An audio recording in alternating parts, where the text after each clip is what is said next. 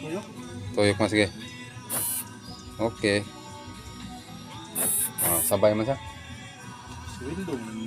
Skit. Ikaw daw ako. Yep.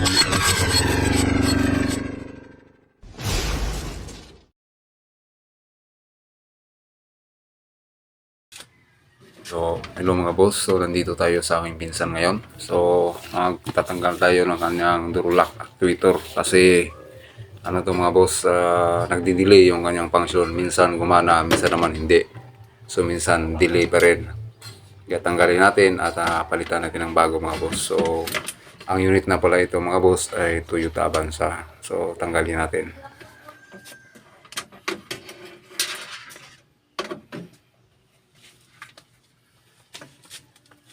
So ito na siya mga boss, no, natanggal na natin. So ito yung bagong actuator motor na nabili ko. So tanggalin natin yung luma at ilagay natin yung bago.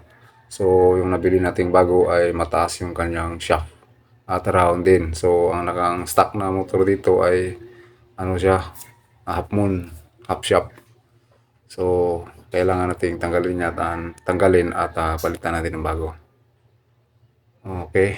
So binawasan ko lang yan. File yung ginamit ko, yung kikil.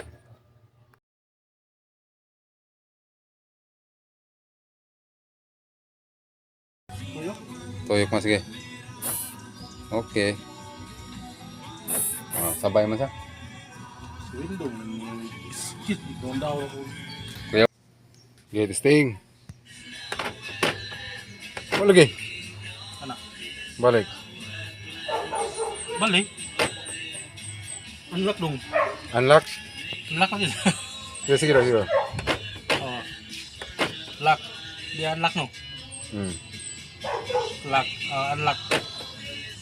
So dito mga boss, no, so baliktad yung ikot ng kanyang actuator motor. Kaya kapag nag-unlock yung central lock, so nag-lock dito. So ang ginawa namin ay tinanggal ko na lang yung wire connector niya, tapos ipinagpalit ko na lang yung wire terminal. So yun lang ginawa ko para sabay siyang mag-unlock. At ito naman yung likurang bahagi ng ano mga boss, na pinto. So pinalitan na rin natin ng motor dahil dalawa kasi ang nagmalfunction sa unit na to. So ito naman yung ano niya. Ganun pa rin yung ginawa ko kanina dun sa ano harap, at ganito din yung ginawa ko dito sa likod. So motor lang yung pinalitan natin. Okay. So tapos na tayo. So check natin. Ito yung sa likuran niya. Ito yung sa likuran mga boss. So tingnan natin kung ba yung pinalit natin na ano. So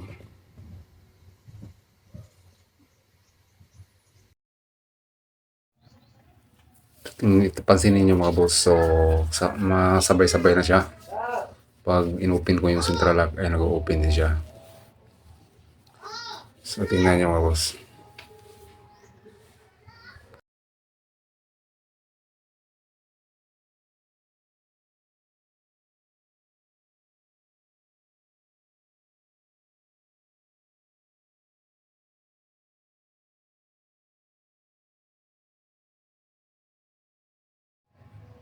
So dito naman tayo sa kanyang harapan. So tingnan nyo.